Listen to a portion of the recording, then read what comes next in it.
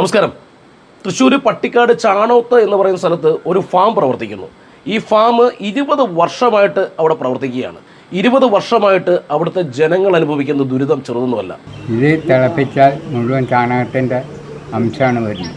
ഈ വെള്ളത്തിൻ്റെ മീതെ ഈ പാറലുമാരി വരും ചാണകം. എങ്ങനെ തിളപ്പിച്ചാലും അതിൻ്റെ മണം മാറില്ല. നന്നായിട്ട് വെള്ളം കുടിക്കാൻ പറ്റുന്നില്ല. കിണറ്റിലെ വെള്ളം എന്ന് പറയുന്ന ആ വെള്ളം എടുത്ത് കുടിച്ചു കഴിഞ്ഞാൽ ചാണകത്തിൻ്റെ ദുർഗന്ധമാണ്. 2-3 കിണറുകൾ ഇവർ ഈ മണം കാരണം വേസ്റ്റ് വരുന്നതുകൊണ്ട് താത്തി അവിടെ വെള്ളം കിട്ടുന്നില്ല. സ്വാഭാവികമായിട്ട് ഒരുപാട് ചാനലുകാർ അവിടെ വന്നു. റിപ്പോർട്ടർ ചാനലിൻ്റെ വാർത്ത വന്നിരുന്നു. ഇങ്ങനെ കുറേ വാർത്തകൾ വന്നു. അപ്പോൾ എന്നെയും അവർ സമീപിച്ചു.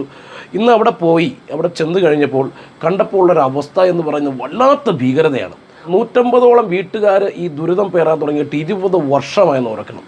അവർ നല്ലൊരു വെള്ളം കുടിച്ചിട്ട് നന്നായിട്ടൊരു കാപ്പി കുടിക്കണമെങ്കിൽ ഒരു ചായ വെക്കണമെങ്കിൽ ഈ ചാണക വെള്ളം വേണം. അവർക്ക് ഒരുപാട് പേർക്ക് അസുഖങ്ങളുണ്ട്.